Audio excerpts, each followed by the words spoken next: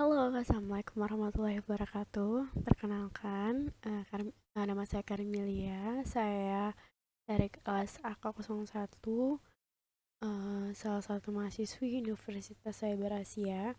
Di sini saya ingin kembali mempresentasikan salah satu materi dari ekonomi makro.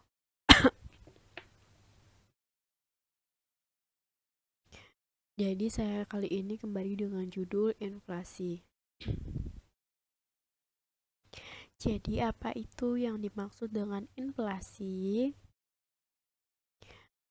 Inflasi merupakan keadaan perekonomian di suatu negara di mana terjadi kecenderungan kenaikan harga-harga barang dan jasa secara umum dalam waktu yang panjang dan berlangsung terus-menerus atau kontinu, disebabkan karena tidak seimbangnya arus uang dan arus barang.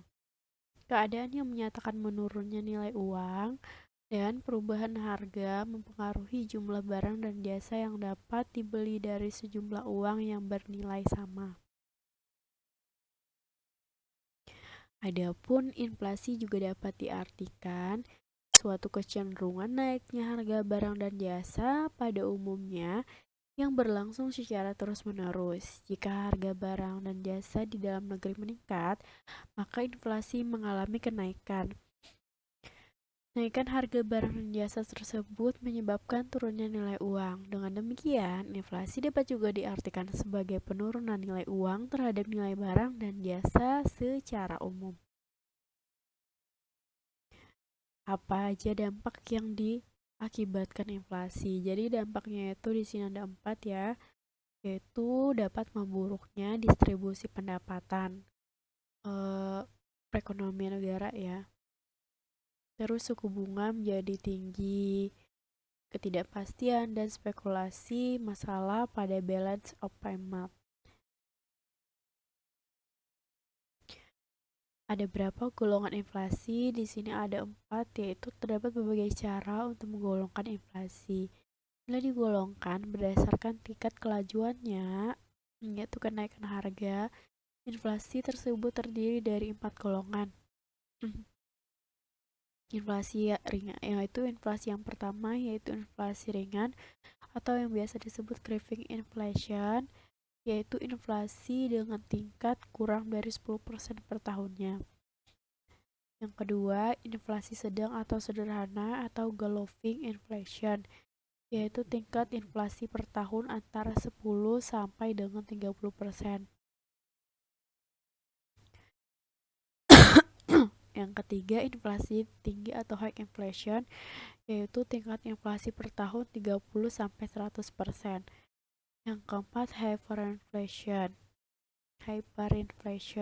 yaitu tingkatnya di atas dari atau lebih dari 100%. Penggolongan inflasi berdasarkan penyebabnya yaitu ada 3, ada demand full inflation, ada cost push inflation, dan inward inflation. Adapun demand full inflation yaitu inflasi yang timbul akibat kenaikan jumlah permintaan baik dari masyarakat maupun pemerintah. Ketika permintaan naik, sementara penawaran adalah tetap akan menyebabkan harga naik. Adapun yang kedua yaitu cost push inflation, yaitu inflasi yang terjadi akibat kenaikan biaya produksi seperti kenaikan harga barang baku atau kenaikan upah tenaga kerja. Peningkatan harga barang-barang impor yang digunakan untuk proses produksi sehingga menyebabkan biaya produksi meningkat. Ada tiga cara yang dapat kita uh,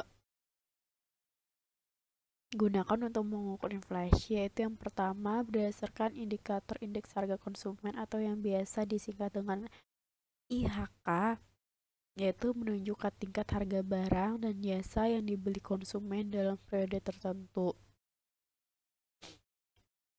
Rumusnya yaitu inflasi sama dengan buka kurung IHK N kurang IHKN min 1 tutup kurung dibagi IHKN min 1 kali 100%. Keterangannya yaitu IHK tahunan yaitu sama dengan N IHKN min 1 yang disebut dengan IHK tahun sebelumnya. Contohnya, jika diketahui indeks harga konsumen di akhir tahun 2010 mencapai 125,17 dan di akhir tahun 2011 naik menjadi 129,91. Di sini tugas kita tentukan harga inflasi yang terjadi di tahun 2011.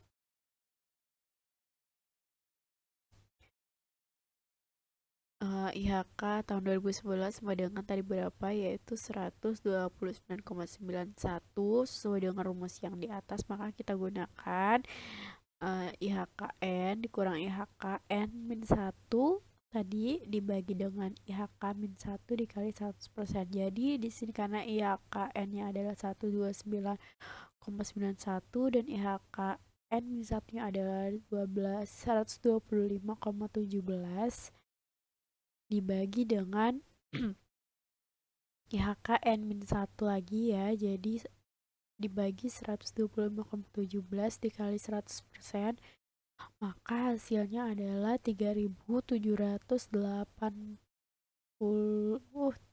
atau 3,787. Atau kita memperoleh tingkat inflasi sebesar 3,787% yang termasuk dalam kategori ringannya. Jadi itu untuk contoh soal berdasarkan indikator atau IHK konsumen. Nah, sedangkan di sini untuk yang kedua, pengukuran inflasi berdasarkan indikator indeks harga perdagangan besar atau biasa disingkat dengan IHPB.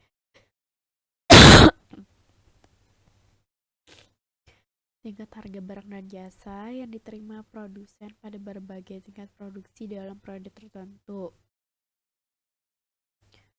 Jadi rumusnya inflasi sama dengan IHPBN min IHPBN 1N min 1 tutup kurung dibagi IHPBN min 1 dikali 100%. Jadi untuk rumus ini kurang lebih dengan rumus yang pertama ya, hanya yang membedakan itu adalah rumus untuk indeks harga konsumen dan yang kedua itu ada indeks harga perdagangan besar. Jadi itu kurang lebih saja ya. Jadi misalkan IHPBN yang adalah diganti dengan IHK yang 2011 sama dengan 109 tadi, kalian juga bisa mengambil contoh soal yang di atas untuk mengerjakan rumus yang kedua. Jadi di sini saya tidak memberi contoh ya, karena itu kurang lebih sama dengan soal yang pertama saja, hanya diganti dengan rumusan sesuai dengan pengukuran inflasinya. Jadi yang ketiga itu pengukuran inflasi indeks harga implisit dalam kurung PDB deflator, yaitu mengukur inflasi dengan indeks ini lebih efektif digunakan. Kenapa? Karena menggambarkan tingkat harga barang dan jasa secara keseluruhan dalam periode tertentu. Rumusnya inflasi sama dengan IHIN